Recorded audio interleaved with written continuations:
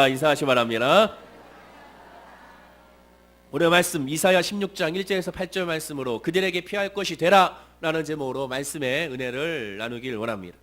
우리가 살다 보면 삶이라는 것이 하나님의 은총이구나, 하나님의 복이구나, 하나님의 기쁨이구나, 다른 말로 하나님의 축복이구나 라고 느껴지는 순간들이 있습니다. 매 순간순간마다 이것을 느끼면 참 좋으련만, 그러나 그렇지 않은 솔직한 우리의 고백을 할 수밖에 없게 되죠.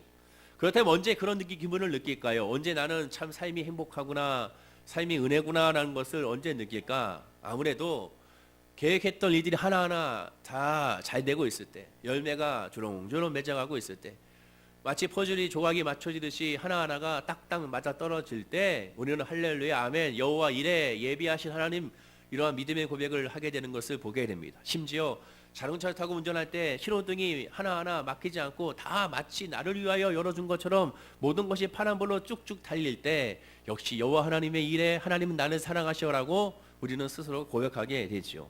또한 누군가에게 사랑을 받고 있을 때 우리는 그러한 행복감을 느끼게 됩니다. 아무리 힘들고 어렵고 고통 가운데 있더라도 누군가 나를 위하여 기도해주고 누군가 나를 위하여 사랑해준다는 것을 깨닫게 되면, 혼자가 아니라는 것을 깨닫게 되면 비로소 그 혼자가 아니함으로 말미암아 행복감을 느끼게 되지요. 오늘날 많은 정신병의 가장 큰 원인이 바로 사람들과의 관계에 그 사랑의 관계가 없음을 깨닫고 고독감을 느끼고 한마디로 왕따를 당함으로 말미암아 정신병에 시달리고, 그리고 그로 말미암아 엄청난 무시무시한 범죄가 일어나는 것을 보게 됩니다. 몇 개월 전에 인천에 있는 한 초등학교 8살짜리의 토막살인도 보면 17살짜리의 그런 정신병에 그런 왕따로 말미암아 상처받는 한 학생의 무시무시한 그런 범죄인 것을 보게 되죠. 본인이 그런 일을 저지른 것도 제대로 인지하지 못하고 있는 상황을 보게 되면 너무나도 안타깝고, 또한 그 부모들의 마음이, 또한 그 아이의 그러한 마음이, 또한 그의 육신이 얼마나 고통스럽고 무서웠는지 생각하게 되면 결국 눈물만 흘릴 수밖에 없는 것을 보게 됩니다. 그러나 우리가 잘되고 잘될 때는 누가 시키지 않아도 자연스럽게 찬양하고 감사하게 되는 것을 보게 됩니다. 그렇죠? 잘되면 다 감사가 나오고 잘되면 다 하나님을 찬양하며 하나님을 잘 예배하게 되어 있습니다. 출애굽기 15장에 보면 이스라엘 백성들이 출애굽했을 때도 마찬가지였습니다. 애굽의 군사들이 바로가 기묘병을 보내서 이스라엘 백성들을 추적했을 때, 다시 잡아오겠다고 했을 때 이스라엘은 두려움을 떨고 또한 그로 말미암아 무서워하여 하나님을 원망하고 탄식하게 되지요.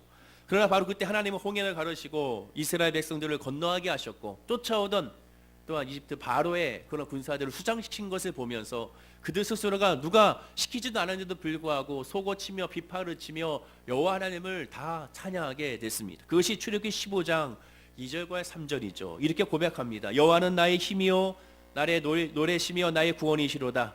그는 나의 하나님이시니 내가 그를 찬송할 것이요 내 아버지의 하나님이시니 내가 그를 높이리라. 여호와는 나의 용사시니 여호와는 그의 이름이시로다 라고 고백합니다.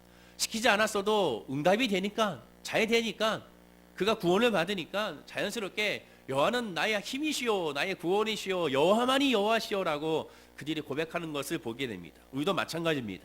삶에서 아무 문제가 없고, 아니 문제가 있다 하더라도 해결이 되면 우리 입술에서는 시키지 않아도 감사와 찬양과 경배가 흘러나오게 되는 것을 보게 되고, 그리고 춤을 추게 되는 것을 보게 됩니다. 자, 그런데 문제는 뭐냐? 아까 말씀드린 것처럼 우리의 삶에서 경험하는 이러한 행복감이 계속 지속이 되지 않는다는 것이 문제가 발생하는 것이죠. 어제와 오늘이 다르고 오늘과 또한 내일이 다르고 심지어 오늘 오전과 오후가 다른 것이 우리의 심정이고 우리의 믿음인 것을 보게 되는 것이죠. 여전히 고난이 다가온다는 것은 잘 될 것 같은데 금방 어려움이 다가오고, 해결이 될 것 같은데 또 갑자기 일이 틀어지는 경우가 너무나도 많이 생기는 것을 보게 됩니다. 그래서일까요? 염세주의 철학자라고 할 수 있는 쇼펜하우어라는 철학자는 삶은 고통이라고 말을 하게 되죠. 더 나아가 삶은 고통의 연속이다라고 말하게 됩니다. 즉 태어나면 아유 축하합니다, 태어났구나, 기쁘다, 앞으로 참 축복된 삶을 살 거야, 이 말이 아니라 태어나는 아기를 보면서 자 너무 참 안타깝구나, 삶은 고통이 연속이고 삶은 고통인데 슬프다라고 말하게 되죠. 그러나 이 삶의 고통에서 자유할 때가 언제냐? 태어난 것이 아니라 죽을 때, 사망하게 되면 이제 고통에서 자유를 얻는다고 말하는 철학자가 이 쇼펜하우어라는 철학자가 됩니다. 헤일리 나우엔에는 신부님이 있죠. 또한 시인이 있습니다. 이 신부님은 살며 춤추며라는 책에서 이렇게 고백을 하죠. 춤추듯 신나는 삶은 고통 속에서 출발한다 라고 말하게 됩니다. 그러면 여러분 헨리 나우엔 신부님의 말을 여러분 동의하십니까? 헨리 나우엔이라고 하는 분들은 굉장히 유명한 분이죠. 지금은 소천했지만 이분의 책들은 많은 사람들에게 기독교 영성에, 기독교의 복음에 많이들 가까이 가고 그 말씀으로 말미암아 위로를 받는 분들이 많은 것을 보게 됩니다. 그러나 저는 좀 생각을 달리하게 되죠. 춤추듯 신나는 삶은 고통 속에서 출발한다. 예수 그리스도의 복음 안에 온전히 거하고 믿음 안에 거하게 되면 오히려 이 고백에서 바뀌게 되는 것을 발견하기 때문에 그렇습니다. 정말 예수를 만나게 되면 예수를 만나기 전에 삶은 고통이라 할지라도 예수를 만나는 순간 그 고통조차도 고통이 아닌 걸 깨닫는 것이, 그것이 믿음이고 그것이 복음이기 때문에 그렇습니다. 성령의 충만함을 받는다는 것은 내가 성령 충만 받기 전까지는 내 모든 삶 가운데 어려움이었고 아픔이었지만 성령의 눈으로 봤을 때, 그것을 뒤돌아봤을 때 그것은 고통이 아니었고 그것은 상처가 아니었고 그것은 저주가 아니었고 오히려 그것은 나에게 있었어야 하나님께 인도하는 믿음의 통로요 축복의 통로였다는 것을 발견하게 되고, 고난도 나에게는 유익이라 여호와의 율례를 내가 배웠다라는 그러한 고백을 할 수밖에 없는 것입니다. 조금 걱정이 되는 것은 지금 하는 이 3부 예배가 영상으로 나가긴 하지만 헨리 나우엔 이 신부님은 사실 동성연애자죠. 뼛속과 깊이 동성연애자이기 때문에 많은 분들은 그것을 알지 못하지만 외국에 있는 많은 사람들은 다 그것을 알고 있습니다. 정말 내가 예수의 믿음 안에 있다면, 성령 안에 있다면, 성령으로 말하면 충만하다면 절대로 동성연애자가 될 수가 없고, 혹 동성연애자 같은 모습이 있다 하더라도 예수 안에서 성령의 역사가 우리를 치유한다는 것을 경험하게 되는 겁니다. 성경에 분명히 동성연애에 대해서 하나님은 가증하게 여긴다고 말씀하고 있기 때문에 그렇고, 그것이 범죄요 죄악이라고 하기 때문에 그렇습니다. 다시 말씀드려서 내가 정말 예수 안에 있고 내가 성령 안에 있게 된다면 하나님의 뜻 가운데서 우리의 삶이 변화되고 우리 의식이 변화되고 우리의 가치관이 변화되는 것을 말하게 된다는 것입니다. 어떤 부분만 변화되고 어떤 부분을 변화되지 않는 것이 성령의 충만함이고 예수의 믿음의 구원이 아니라는 것이고, 모든 것이 다 전인적으로 구원함을 받는 것이 예수 믿는 사람의 모습임을 기억하고 깨달아 알아야 될 줄로 믿습니다. 분명한 것은 예수를 알지 못하고 믿지 못하면 삶은 고통이 아니지라도 죽음 이후는 고통이라는 것입니다. 왜? 심판이 있기 때문에 그렇죠. 그러나 예수가 그리스도임을 고백하는 성도는 삶의 고통이 아님을 고백하게 됩니다. 방 한 가짜리 살고 있다고요? 그것이 슬픔이 아니라는 것이죠. 내가 예수 안에 있으면 그것을 슬퍼하지 않습니다. 내가 고시원에 산다고요? 그것이 슬픔이 되는 것이 아니면 예수 안에 있기 때문에 이것을 통하여 하나님의 은혜 안에 거하고 믿음 안에 거해서 내가 비록 방 한 칸에 살지만 그러나 이 방 한 칸에서도 하나님의 은혜를 체험하여 내 안에 소원을 주시고 믿음을 주셔서 그 믿음으로 나아가 마침내 합력하여 선을 이루는 것을 발견하는 것이 믿음의 사람의 모습입니다. 내가 월급이 적다고요? 그것으로 말미암아 상심하는 사람이 아닙니다. 내가 예수 안에 있으면 내 월급이 적음에도 불구하고 이 안에서도 하나님께서 나를 인도하시고 나를 역사하시는 깨달아 그 믿음으로 말미암아 미래의 소망을 발견하는 사람이 예수 믿는 사람의 모습이라는 것입니다. 따라서 삶의 모습을 통하여 예수를 발견하는 것이 아니라 예수를 발견함으로 삶을 발견하는 것이 예수 믿는 사람이라는 것을 기억해야 될 줄로 믿습니다. 옆에 분에게 인사하겠습니다. 예수가 우리의 삶입니다. 인사하시기 바랍니다. 오늘 본문은 바로 이러한 삶의 고통에 대한 하나님의 말씀입니다. 이사야 15장과 16장은 복잡한 말씀인 것 같지만 아주 간단합니다. 이스라엘을 괴롭히는 모압 족속에 대한 하나님의 경고와 심판에 대한 예언입니다. 이사야 15장의 내용은 모압은 피할 수 없는 하나님의 심판을 당할 수밖에 없으니, 하룻밤에 망할 수밖에 없으니 그것을 깨달아 알라라는 것이고, 그리고 그것에 대해서 16장은 그래서 이것을 피할 길을 16장에서 알려주는 겁니다. 모압 족속은 창세기 11장 31절에서 아브라함의 조카 롯이 그의 딸 큰딸과 근친상간으로 하여 낳은 딸이 바로 아들이 이 모압입니다. 그 후손이 모압 족속이 되지요. 결국 이스라엘과 아주 가까운 형제 국가요, 이웃의 국가요, 친족의 국가요, 친구의 국가인 것을 우리가 보게 됩니다. 그 어느 민족보다 가장 가까울 수밖에 없고 서로를 이해할 수밖에 없는 그러한 민족이 모압 족속이었습니다. 즉 가장 가까운 사람이 가장 큰 적이 되고야 만 것이죠. 이 모압은 민수기 22장에 보면 이스라엘이 애굽에서 나올 때 이스라엘의 진로를 방해를 했습니다. 또 민수기 25장에 보면 이스라엘이 이방신 이 바알에게 예배하도록 만들었던 민족이 바로 이 모압 족속이었고, 또한 아수르 최강대국에는 호의를 베풀이고 이스라엘에게는 매우 적대적으로 대했던 민족이 모압 족속이었습니다. 가장 친한 사람이, 가장 나를 잘 알고 있는 사람이 나를 도와주고 나를 아껴주고 나를 위로해줘야 되는데, 그것이 아니라 나를 아픔을 주고 나에게 상처를 주고 나에게 우상 숭배게 하고 내가 하나님을 섬기지 못하게 만드는 민족이 바로 이 모압 민족이었고, 모압이라는 친구였다는 것이죠. 그래서 있을까요? 하나님은 신명기 23장 3절에 이렇게 말씀하십니다. 암몬 사람과 모압 사람은 여호와의 총회에 들어오지 못하리라고 말씀하게 됩니다. 암몬 사람과 모압 사람은 하나님을 예배하지 못하게 할 것이다, 성전에 들어오지 못하게 할 것이다 라고 하나님은 이렇게 심하게 말씀하신 것을 보게 되죠. 그러나 하나님은 이렇게 말씀하셨지만 이 세상 모든 사람들을 사랑하시죠. 이 세상 모든 사람들을 사랑하셔서 예수님이 이 땅에 보내시지 않았습니까? 우리가 생각할 때 찢어 죽여야 될 그러한 나쁜 사람조차도 하나님은 그 사람도 사랑하신다는 것을 우리가 알아야 되는 것이죠. 그래서 하나님은 그 모압의 심판을 면하게 하기 위하여 모압에게 피할 길을 제시해 주시는데, 그 제시해 준 말씀이 바로 오늘 본문의 이사야 16장의 말씀이 됩니다. 그 내용의 핵심은 이스라엘과 화목하라, 고난당하는 이스라엘을 도와주고 고난당하는 이스라엘을 섬겨주고 고난당하는 이스라엘과 함께하라는 내용이 이사야 16장의 말씀이고, 그렇게 했을 때 모압 족속은 멸망치 아니하고 그들에게 부흥의 역사를 베풀어 주겠다라고 하나님은 약속의 말씀을 주시게 된 것이 오늘 본문인 것입니다.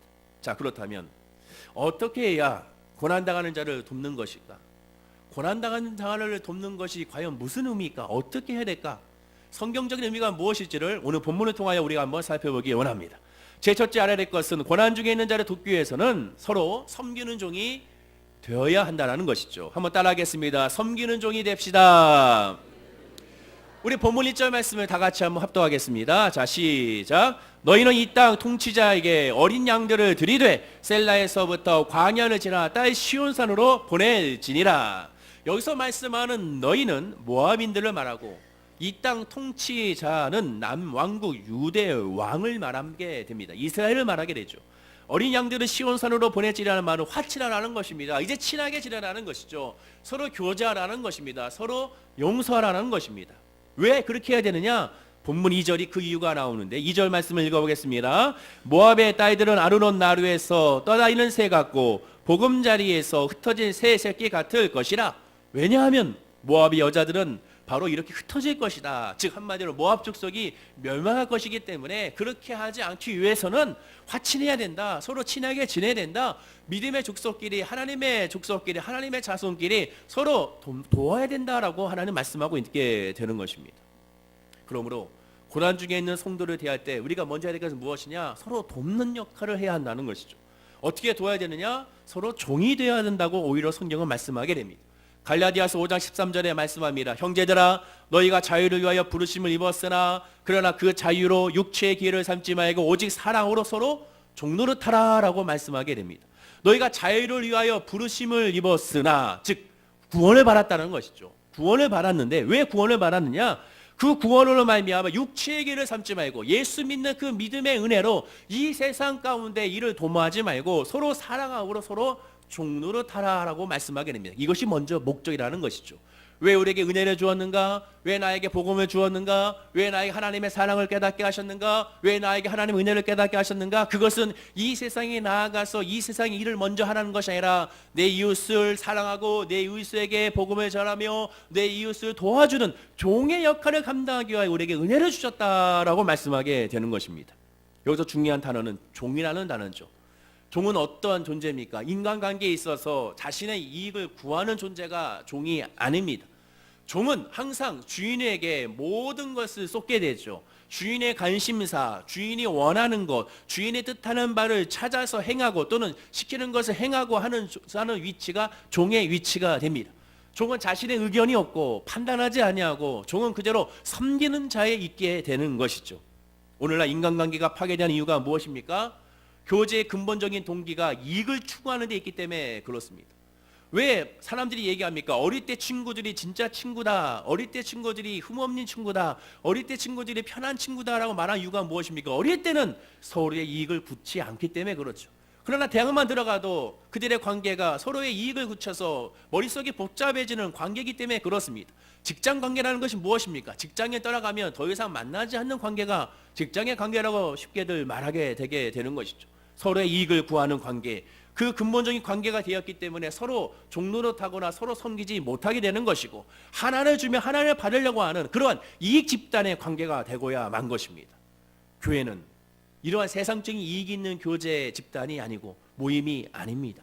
교회의 모임에는 세상적인 모든 것을 다 배제하고 예수 그리스도의 믿음과 예수 그리스도 복음으로 말미암아 섬기는 모임이 바로 교회의 모임이고 예배고 구역이고 모두 회가 되는 것을 우리가 깨달아 알아야 되는 것입니다. 서로 종노릇하고 서로 주인 되는 걸 꺼리는 것이 교회의 모임이 되는 것이죠.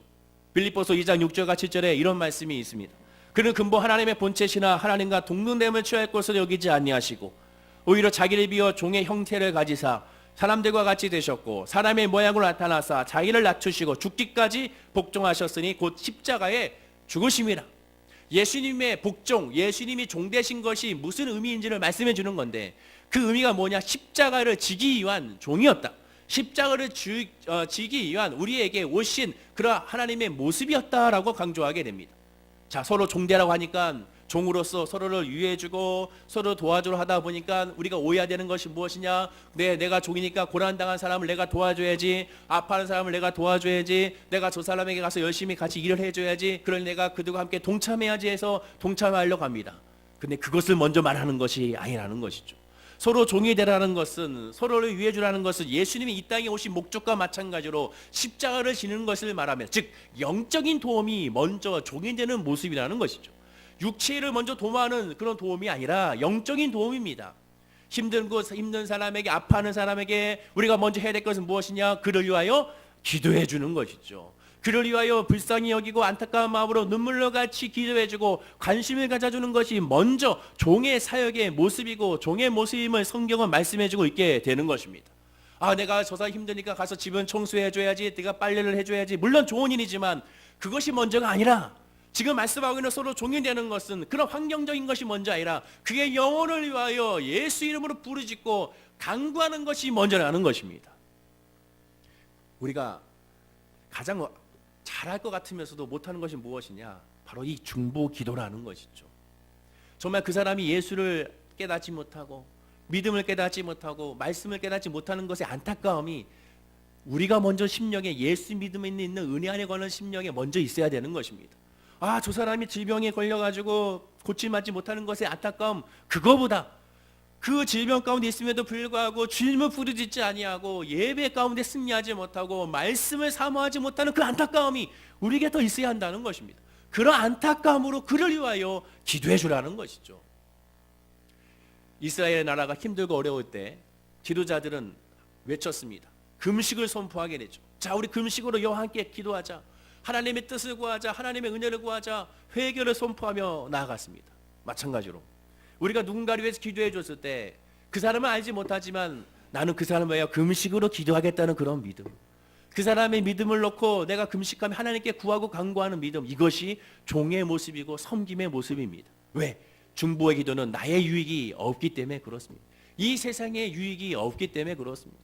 예수님이 이 땅에 오셨을 때 육체의 일이 먼저였다면 예수님이 이 땅에 오셔서 모든 사람들의 육체의 문제를 다 해결해 주시고 가야 되면 완전하게 다 해결해 주셔야 되는 것입니다. 그러나 예수님은 그렇게 하지 않았습니다. 오히려 돌려보낸 적도 있었고 피한 적도 있었습니다. 아니, 예수님이 그럴 수 있습니까? 저기 병자들이 오고 있지 않습니까? 저기 정신병이 사람들이 오고 있지 않습니까? 저기 귀신 들린 사람이 오고 있지 않습니까? 그런데 예수님 왜 이들을 피하시고 다른 데로 건너가십니까? 왜 이들을 피하시고 저 건너편 갈릴리 바다로 건너가십니까? 예수님이 이럴 수가 있습니까? 사랑이 없지 않습니까? 그러나 예수님은 그것을 위하여 이 땅에 오지 않았다고 분명히 말씀했습니다. 질병을 치료하기 위하여 이 땅에 온 것이 먼저가 아니라는 것이죠. 귀신 들린 자를 쫓아내기 위해 먼저 이 땅에 오신 것이 아니라는 겁니다. 먼저 오신 이유가 무엇입니까? 삶의 육체적인 일이 먼저 아니라 영적인 일, 예수 믿고 구원받기 위하여 이 땅에 먼저 오신 것을 깨달아 알아야 되는 것이죠. 우리도 마찬가지입니다. 성도가 성도를 위하여 유해 주는 것이 먼저가 무엇입니까? 기도라는 것이죠. 그를 위하여 기도해 주는 것입니다. 예수를 만나지 못한 것에 대해 안타까움으로 눈물로 기도해 주는 것입니다. 이런 아픔과 사건을 통하여 예수를 부르지 못하고 있는 것에 대한 아픔과 그것을 공감하며 같이 기도해 줘야 되는 것입니다. 지금 상황 가운데, 미래 가운데, 앞으로 소망 가운데 예수를 붙들기 위하여 같이 기도해 주는 모습이 있어야 한다는 것이죠. 내 사랑하는 부모님, 내 사랑하는 자녀들에게 있어 가장 필요한 것이 예수라는 고백이 정말 내 입술 가운데 먼저 터져 나오는지를 살펴봐야 되는 것입니다. 아니에요 목사님, 내 자녀는 먼저 취업을 먼저 해야 돼요. 취업을 먼저 하면 교회 나온대요. 그러니 아버지 안에 취업 먼저 하게 해주세요. 아니라는 것입니다. 정말로 예수 안에 은혜 안에 거하면 믿음 안에 있는 성령에 충만한 사람은 이것이 먼저가 아니구나, 예수가 먼저구나, 먼저 주님의 부르짖는 먼저구나. 그러니 아버지 이 일을 통하여, 이 어려움을 통하여, 이 환난을 통하여 예수를 먼저 만나게 해달라고 중보하는 그런 종의 역사, 그것이 예수님께 원하시는 오늘 말씀하는 그 섬김의 역사라는 것을 기억하고 깨달아 아뢰를 줄로 믿습니다. 고난당한 자리 외에 종이 되라는 것은 고난당한 자가에 같이 기도해 주라는 것입니다. 미국의 부흥사 드와이트 레이만 무디 목사는 이런 말을 했습니다. 한 사람의 인생을 평가할 때 그가 얼마나 많은 종을 거느리고 사느냐가 중요한 것이 아니라 중요한 것은 그가 얼마나 많은 사람들에게 종로로 됐냐는 것이다 라고 말합니다. 전자에 말하는 얼마나 많은 종을 거느리고 살았냐는 것은 눈에 보이는 외식의 모습을 말하게 되고, 무디 목사의 후반절에 말하는 그가 얼마나 많은 사람 종료했냐는 것은 얼마나 그가 그 사람들을 위하여 중보기도 하며 그 사람들의 영혼을 대하여 불쌍히 여기고 궁히 여기고 안타까운 심령으로 예수의 마음을 품고 예수의 심장을 가지고 예수의 복음을 들고 예수의 십자가를 의지하여 그들을 위하여 중보하고 기도했느냐, 그것에 대해서 물어보고 있는 것입니다. 사람이 살면서 얼마나 많은 사람을 지배했느냐가 중요하지 않습니다. 하나님 원하시는 건 얼마나 많은 사람들이 와여 기도하고 중보하고 복음을 전했느냐가 가장 중요하다는 것이죠. 옆에 분에게 인사하겠습니다. 예수가 해답입니다. 인사하시기 바랍니다. 다시 한번 인사하겠습니다. 예수밖에는 우리의 필요가 없습니다. 인사하시기 바랍니다. 그러므로 우리가 예수 그리스도의 은혜 안에 있다면 예수님을 본받아 이웃을 섬기는 종이 될 수가 있는 것입니다. 주변에 예수를 알지 못하는 사람이 정말 불쌍함과 궁핍한 마음으로 정말 눈물로 저분이 예수를 믿어야 되는데, 예수만 믿으면 되는데, 하나님만 믿으면 돼. 주여 성령이여 저 사람을 외면하지 마시고 저 마음에 성령이 임하게 하옵소서, 예수가 임하게 하옵소서. 지금이 좋은 게 있지 않습니까? 이 질병을 통하여 예수를 부르짖게 하시고, 이 아픔을 통하여 예수를 부르짖게 하시고, 이 어려움을 통하여 예수를 만나게 해달라고, 주여 외면치 말아달라고 기도하는 모습이 바로 종을 섬기는 그런 모습임을 저와 여러분들이 기억하고 알아야 될 줄로 믿습니다. 두 번째는 고난 중에 있는 자를 돕기 위해서는 좋은 이웃이 되어야 한다는 것입니다. 우리 본문과 3절, 4절 말씀을 화면과 성경을 통해 읽어보겠습니다. 너는 방도를 베푸며 공의로 판결하며 대낮에 방같이 그늘을 지으며 쫓겨난 자들을 숨기며 도망한 자들을 발각되게 하지 말며 나의 쫓겨난 자들이 너와 함께 있게 하되 너 모압은 멸절하는 자 앞에서 그들에게 피할 것이 되라. 대저 토색하는 자가 망하였고 멸절하는 자가 그쳤고 압제하는 자가 이 땅에서 멸절하였으며. 여기서 중요한 단어가 무엇이냐? 너 모압은 멸절하는 자 앞에서 그들에게 피할 것이 되라라는 것입니다. 피할 것이 되라. 어떤 사람이 멸절하는 자, 죽을 것 같은 자, 이제는 희망이 없는 자에게 피할 것이 되어 줘야 한다는 것이죠. 여호수아 2장에 보면 여호수아가 여리고성의 정보를 얻기 위하여 두 사람의 정탐꾼을 파견하게 됩니다. 이 두 사람의 정찰병이 발견됐을 때, 정탐꾼이 발견됐을 때 거기서 발각이 되고야 말이죠. 그래서 어떻게 했습니까? 한 집에 숨었습니다. 그 집은 기생 라합의 집이었죠. 기생 라합의 집에 숨어서 이 기생 라합에게 부탁을 합니다. 우리는 하나님의 사람입니다. 이스라엘의 정찰병입니다. 우리를 좀 도와주십시오. 우리 좀 숨겨주십시오 라고 부탁을 하죠. 그런데 놀랍게도 라합은 그 고백을 듣고 놀라지 아니하고 그 사람들을 숨겨주게 됩니다. 그리고 이렇게 숨겨주게 되죠. 이런 고백과 함께 숨겨주게 됩니다. 여호수아 2장 11절에 이렇게 말합니다. 다 같이 한번 읽어보겠습니다. 우리가 듣자 곧 마음이 녹았고 너희로 말미암아 사람이 정신을 잃었나니 너희 하나님 여호와는 위로는 하늘에서도 아래로는 땅에서도 하나님이시라 라고 고백합니다. 뜬금없는 신앙 고백을 이 라합이 하고 있게 되는 것이죠. 하나님이 여호와는 유일하신 하나님이라고 고백하며 두 정찰병을 숨겨주게 됩니다. 이것은 굉장히 큰 모험이죠. 자칫 잘못하면 온 가족이 목숨을 다 내놓을 수밖에 없는 상황인데도 불구하고 용감하게 숨겨주게 됩니다. 라합은 오늘 본문의 말씀처럼 멸절하는 이 두 명의 정탐꾼을, 목숨을 끊을 수밖에 없는 이 두 명의 정탐꾼을 숨겨주게 되는 것을 보게 됩니다. 오늘 본문이 그 말씀인 것입니다. 멸절하는 자의 뭐가 되라? 피할 장소가 되고 피할 거처가 되어야 한다는 것이죠. 그 여리고 성이 무너졌을 때 라합과 그 가족들은 손가락 하나 다치지 아니하고 구원을 받았습니다. 또 라합은 예수님의 족보에 올라가는 그런 영광스러운 그런 은혜를 체험하게 된 것이죠. 그럼 우리의 신앙의 모습은 어떻습니까? 주변에 힘들고 지치고 쓰러지고 넘어지는 사람들에게 우리는 과연 정말로 피할 거처가 되는지, 피할 곳이 되고 있는지를 살펴봐야 되는 것입니다. 지난 6월 15일 날이 혹시 무슨 날인지 아시는 분 계십니까? 지난 6월 15일 날, 지난 6월 15일 날은 노인학대 예방의 날이라고 합니다. 잘 모르셨죠? 그만큼 이런 날이 생기게 된 것은 그만큼 노인학대가 늘어나고 있기 때문에 노인학대 예방의 날이라는 것을 새로 만들게 된 것입니다. 6월 10일자 이 노인학대 예방의 날을 앞두고 6월 14일자 헤럴드 경제신문에 안타까운 기사가 났습니다. 기사 제목이 뭐냐? 신고려장, 해외 노부모 버리는 인면수심 자식들이라는 기획 기사가 나왔죠. 노인학대 2005년도에 3,818건이었다고 합니다. 공식적인 집계가. 근데 10년 새 지금은 무려 67%가 증가했다는 것이죠. 신고한 것만 이렇다는 것. 신고 안 한 것까지 하면 대부분의 부모님들은 자식이 학대해도 신고하지 않기 때문에 그렇습니다. 다 품어주게 되죠. 다 자식들은 우리는 자식은 참 좋아요. 용돈도 안 갖다 줬는데 생활비도 안 주는데 매달마다 생활비도 갖다 줘요. 가서 보면은 집안 청소가 엉망이고 아무도 집에 와서 반찬도 안 챙겨주러 가는데 아휴 우리 며느리가 매주마다 와서 반찬 챙겨주는데 다 못 먹으니까 내 이웃 다 나눠주다 보니까 냉장고가 비어있는 거예요. 다 알고 있는데도 불구하고 그렇게 말하면서도 한쪽 구석에서 눈물 흘리는 것을 보게 되면 결국에는 자식을 숨겨주는 것이 부모의 모습인 것을 보게 되는 것이죠. 그러니까 드러난 것만 67%가 증가하게 됩니다. 더 충격적인 것은 2005년도에만 해도 여러분 기억나십니까? 10년 전에 자식을 다들 어디다 버렸습니까? 자식이 부모를 제주도에다가 같이 여행 가서 제주도에다 버린 사건들이 10년 전에 기사에 많이 나왔었죠. 근데 이제는 사람들이 돈이 좀 벌다 보니까 해외에 나가서 버리게 됩니다. 무려 15.7%가 버리게 된 것이죠. 몇 가지 사례가 있었습니다. 두 가지 사례만 말씀드리면 80대 노모를 필리핀에 같이 여행 가서 필리핀 오지에다 혼자 남겨두고 오게 된 것이죠. 혹시 필리핀 여행 가시는 분이 있으면 다시 한번 기도해 보시기 바랍니다. 치매에 걸린 60대 후반의 한모 씨는 외동딸과 함께 미국으로 여행 갔습니다. 얼마나 좋습니까? 미국의 여행. 그랜드 캐년이네. 그 어마어마한 그곳에 하나님의 창조의 신비 질서가 있는 그곳에 같이 여행을 갔습니다. 그랜드 캐년의 광야에다가 홀로 버려두고 오게 된 것이죠. 그런데 미안했는지 명찰을 하나 해줬습니다. 뭐라고 했느냐? 한글로 하지 않고 친절하게 서울에 있는 양로원에 보내주세요라고 그렇게 해놨다는 것이죠. 멸절하는 자 앞에서의 피할 곳이 되어야 할 것이 누굽니까? 가족입니다. 가족은 누가 뭐라 해도 가족은 그 사람의 피할 처가 되어야 되고, 누가 뭐라 해도 가족은 내 편이 되어줘야 되고, 누가 뭐라 해도 가족은 나의 응원자가 되어야 되며, 누가 뭐라 해도 가족은 나의 격려자가 되어야 되는데 멸절하는 자가 되어버리는 경우가 점점 늘어나고 있는 것이 안타까운 모습인 것입니다. 예수 안에서 저와 여러분은 무엇입니까? 가족이죠. 옆에 분에게 인사하겠습니다. 당신은 나의 가족입니다. 인사하시기 바랍니다. 우리는 예수 그리스도 안에서 예수 가족입니다.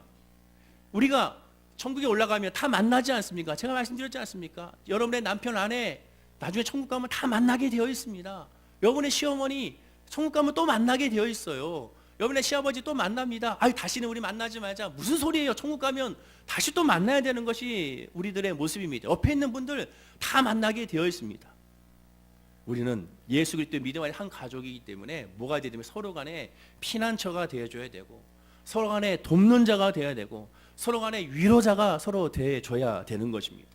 어떤 문제가 어떤 아픔의 소식이 들리게 되면 그것을 통하여 그것을 통해서 사람들한테 말할 때 항상 또 조심해야 되는 거예요. 웬만하면 말을 안 하고 기도만 해주는 것이 가장 좋은 것입니다.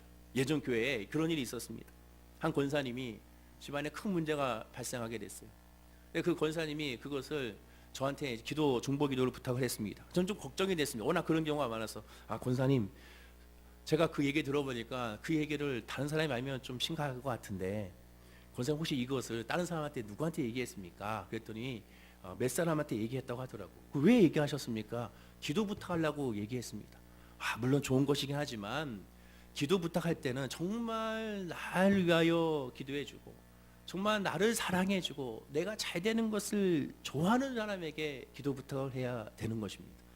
그리고 그것을 잘못하게 되면 그것이 돌고 돌아서 큰 상처가 되게 되는 것이기 때문에 늘 조심으로 지혜를 가지고 부탁을 해야 됩니다 했는데 아니라 다를까 2주가 지나서 저한테 들리는 소식이 이 소문이 이게 돌고 돌아서 엄청나게 바뀌어가지고 큰 상처로 가시로 돌아오게 된 것을 보게 되는 것이죠. 여러분, 누군가가 아픔의 소식이 들리게 되면 어떻게 되는가? 그를 놓고 기도해 줘야 됩니다. 행여나 누군가가 이런 일이 있었대, 세상에 이런 일이 있었대 그러면 권사님, 집사님, 성도님, 그렇게 얘기하지 마세요. 그냥 기도해 주세요. 우리가 어떻게 정죄하고 우리가 판단하겠습니까? 그냥 기도만 해주세요. 얼마나 본인이 힘들겠습니까? 그냥 기도만 해주세요. 그것을 얘기하지 말고 기도만 해주세요. 이건 비밀이야. 당신만 알고 있어. 이미 다 알고 있는 겁니다. 그러니까 그렇게 얘기하지 말고 그걸 얘기할수록 이거는 기도만 해주세요. 제가 들어보니까 이거는 누구한테 알리지 않는 것이 좋겠습니다. 그저 우리 기도만 합시다. 이것이 바로 예수 가족 안에 있는 하나님의 사람들의 모습이 되어야 되는 거예요. 왜냐하면 멸절한 자의 피난처가 되어줘야 되기 때문에 그렇습니다. 옆에 분에게 한 번 더 인사할까요? 나는 당신의 피난처입니다. 인사하시기 바랍니다. 라합을 보십시오. 라합은 숨겨줬습니다. 라합은 숨겨줬다는 건 뭡니까? 피난처는 뭡니까? 있는 모습 그대로 다 받아주는 것을 의미하게 됩니다. 자, 그런데 문제가 뭡니까? 숨겨주긴 숨겨두는데 숨겨주고 나서 잔소리하는 사람들이 있습니다. 숨겨주고 나서 뭐합니까? 정죄를 하는 경우가 있습니다. 그럼 이거 숨겨준 것이 아니라는 것이죠. 그리고 그것에 대해서 드러내는 사람들이 있습니다. 그것은 오히려 그 사람을 더 아프게 하고 상처를 주게 되는 것이죠. 오히려 고난당한 자를 보호해주는 것이 아니라 괴롭히는 경우가 되게 되는 것이고, 누군가를 도와주게 되면 그 도와준 것을 나중에 드러내서 저 집사님 내가 도와줬잖아. 내가 저 집사님 힘들어가지고 내가 100만 원 갖다 줬었잖아. 내가 저 집사님 힘들어가지고 내가 집에 가가지고 해줬잖아. 이런 걸 얘기하는 것이 오히려 더 아픔과 상처가 되는 것입니다.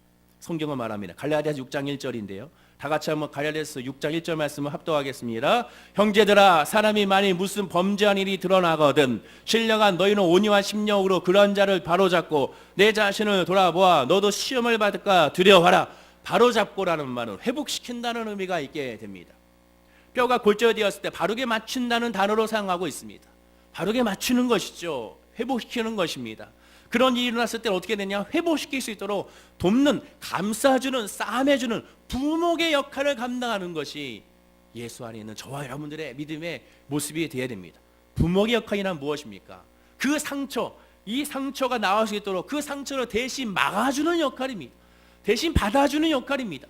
보호해주고 감싸주는 것은 이 사람에 다가오는 어떠한 악적인 그런 소문, 악적인 내용들, 또 아픔의 상처들, 여러 가지 많은 환경들, 이 모든 것들을 보호해주는 역할을 감당하는 것이 예수 안에 있는 믿음의 성도들의 모습이라는 것입니다.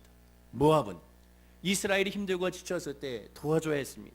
이스라엘의 추격하여 힘들고 어려웠을 때, 아말렉의 족속에 의하여 전투를 당하고, 그리고 그들이 고통스러웠을 때 모압 족속은 야, 우리 형제 민족을 이 아말렉 니들이 공격하더니 참을 수 없어라고 오히려 그들을 보호해주고 도와주는 것이 아니라 이때라 가가지고 그들에게 탈취하고 그들에게 나가서 바알 신상을 전하고 그들의 신앙을 무너뜨리고 그들에게 힘들게 한 것이 모압 족속이었습니다. 그것이 아니라는 것이죠.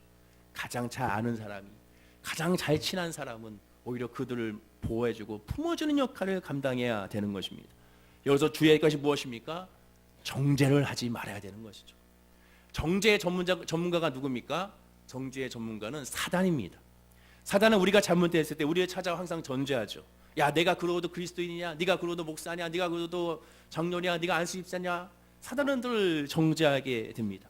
차라리 그따위로 하나의 교회 나가지 않는 것이 낫다 그래가지고 그래, 에이 이때라 나는 교회를 가지 않겠다라는 분이 생기게 되는 것이죠. 이 정죄를 피해야 되는 것입니다. 요한복음 8장 3절과 11절에 보면 간음하다가 잡혀온 여자를 보고 서실이 시퍼난 정죄자가 되어 이 여인을 어떻게 하면 좋겠냐고 물어보는 사람들이 있었습니다. 그때 예수님은 7절에 이렇게 말하게 되죠. 너희 중에 죄 없는 자가 돌로 먼저 치라라고 말씀하게 됩니다. 이 뜻은 무엇입니까? 진짜 이 여인을 돌로 치라는 것입니까? 아니죠. 돌아보라는 것입니다. 갈라디아서 6장 1절의 말씀처럼 이 일을 계기로 너의 자신을 돌아봐라. 돌아보면서 그 사람의 아픔을 같이 나누고 그를 보호해주라고 말씀하게 되고 그를 위하여 기도해주라고 말씀하게 되는 것입니다. 낙심과 절망의 자리에 있는 자를 위하여 우리가 해야 될 것은 무엇이냐? 묵묵히 기도해주는 것입니다. 묵묵히 기도해주는 것입니다. 오늘 말씀을 정리하고자 합니다. 자, 그렇다면 고난 중에 있는 자를 도우라 했는데 무엇을 도와줘야 될까요? 물질이 어려운 이웃에게 물질을 도와줘야 될까요? 직장에 문제가 있는 이웃을 직장을 구해줘야 될까요? 질병에 문제 있는 이웃에게 약을 가져다 줘야 될까요? 그렇게 하면 참 좋습니다. 그러나 이렇게 하는 것은 한계가 있습니다. 오히려 이렇게 도와주다가 본인 스스로가 상처받고 다치는 경우가 너무너무 많습니다. 따라서 성경은 그것을 먼저 강조하고 있지 않습니다. 무엇을 도와줘야 됩니까? 예수님은 말씀하십니다. 마태복음 9장에 보면 한 중풍병자가 나오죠. 이 중풍병자에게 4명의 친구들이 있었습니다. 또는 4명의 이웃이 있었습니다. 또 4명의 가족이 있었습니다. 4명의 성도님들이 있었습니다. 왜 이렇게 말씀드리냐? 성경에 정확하게 이 4명이 누군지, 가족인지 친구인지 교회 성도인지 아니면 동네 사람들인지 정확하게 나와 있지 않기 때문에 그렇습니다. 중요한 것은 이 중풍병자에게서 4명의 사람들이 이 사람을 위하여 아껴주고 이 사람을 위해 돕는 사람 4명이 있었다는 것이죠. 이 사람이, 이 4명의 사람들이 이 중풍병자를 위해서 무엇을 했습니까? 마태복음 9장 2절입니다. 다 함께 2절 말씀을 합독하겠습니다. 침상에 누운 중풍병자를 사람들이 데리고 오거늘 예수께서 그들의 믿음을 보시고 중풍병자에게 이르시되 작은 자야 안심하라 내 죄사함을 받았느니라. 무엇을 했습니까? 중풍병자를 위해서 이들이 한 것은 무엇입니까? 오직 하나를 했습니다. 예수 그리스도를 만나게 한 것이죠. 예수를 만나기 위해서 모든 수단과 방법을 다 동원했습니다. 복음을 전하기 위하여, 예수를 만나게 하기 위하여, 교회에 앉혀놓기 위하여 모든 수단과 방법을 동원해서 어느 정도까지? 베드로의 장모의 지붕을 뚫을 정도까지, 그 정도까지 이 한 사람이 예수를 만나게 하기 위하여, 예수 만남으로 말미암아 변화시키기 위하여 이 4명의 친구들은, 이 4명의 성도들은, 4명의 이웃들은, 4명의 사람들은 바로 이 사람을 위하여 중보했다는 것을 우리가 말하게 되는 것입니다. 우리가 이웃에게, 우리가 힘든 사람에게 무엇을 해야 됩니까? 이것을 해야 됩니다. 예수를 만나게 하는 것이죠. 그것이 진짜 구제고, 그것이 진짜 종이 되는 모습이고 종에 대한 사역의 모습임을 기억하고 깨달아 알아야 되는 것입니다. 힘든 사람이 있습니까? 예수를 전할 수 있도록 기도하십시오. 어려운 사람이 있습니까? 예수를 전할 수 있도록 기도하십시오. 또한 앞으로의 삶에 비전이 없는 사람이 있습니까? 예수를 만날 수 있도록 더 열심히 기도하고 중보하는 모습이 저와 여러분의 믿음의 모습이 되어야 될 줄로 믿습니다. 그렇게 될 때 어떤 역사가 있습니까? 마지막 5절 말씀을 읽고 마치려고 합니다. 5절 말씀입니다. 다윗의 장막에 인자함으로 왕위가 굳게 설 것이요 그 위에 앉을 자는 충신함으로 판결하며 정의를 구하며 공의를 신속히 행하리라. 굳건하게 서게 될 것이라고 말씀하게 되는 것입니다. 한번 돌아봅시다. 나 자신도 돌아봐야겠지만 가까운 여러분의 가족을 한번 돌아보십시오. 여러분의 부모님이 무슨 생각을 하고 있는지, 혹 무엇 때문에 아파하고 있는지, 혹 무엇 때문에 슬퍼하고 있는지 한번 돌아보길 바랍니다. 여러분의 형제 과연 무엇 때문에 힘들어하고 무엇 때문에 아파하고 있는지, 과연 내 사랑하는 가족들이 정말 예수를 만나고 있는지, 이 주일날 하나님의 성전에 나와 예배하고 있는지, 기도하고 있는지를 살펴보시기 바랍니다. 여러분의 자녀들 지금 무슨 생각을 하고 있는지, 무엇 때문에 혹시 말할 수 없는 고통과 걱정과 염려가 내 사랑하는 자녀에게 있지는 아니한지를 한번 조용히 살펴보는 시간이 되어야 될 줄로 믿습니다. 또한 우리 교회 식구들, 옆에 앉아있는 식구들, 그 식구들에게 행여나 무슨 어려움이 있는지, 어떠한 고통 가운데 있는지, 어떠한 아픔 가운데 있는지, 무엇 때문에 그렇게 얼굴 가운데 있는지를 한번 조용히 묵상하고 기도하고 그리고 그를 위하여 간구하는 저와 여러분이 됐을 때 하나님의 은혜와 하나님의 섭리가 가득 차 넘쳐나게 될 줄로 믿습니다. 기도하겠습니다. 아버지 하나님 감사합니다. 고난받는 자를 섬기는 자가 되고 고난받는 자에게 좋은 이웃이 되기 원합니다. 그러기 위해서 먼저 우리가 성령 안에 거하고 믿음 안에 거해야 될 줄로 믿사오니 우리 성도님들의 그 믿음 안에 있음으로 말미암아 고난당한 자를 섬기고 고난당한 자를 위하여 좋은 이웃이 되고 그를 위하여 충고할 수 있는 하나님의 자녀들이 될 수 있도록 아버지 인도하여 주시옵소서. 늘 아끼고 늘 사랑하고 늘 보듬어주는 믿음의 우리 성도님들이 되게 하셔서 우리 월계 순복음교회가 늘 사랑이 넘치고 감사가 넘치고 웃음이 넘치고 소망이 넘치는 하나님의 믿음의 공동체, 아버지 하나님의 놀라운 사랑의 공동체가 될 수 있도록 인도하여 주시옵소서. 감사드리며 예수님의 이름으로 기도드립니다. 아멘.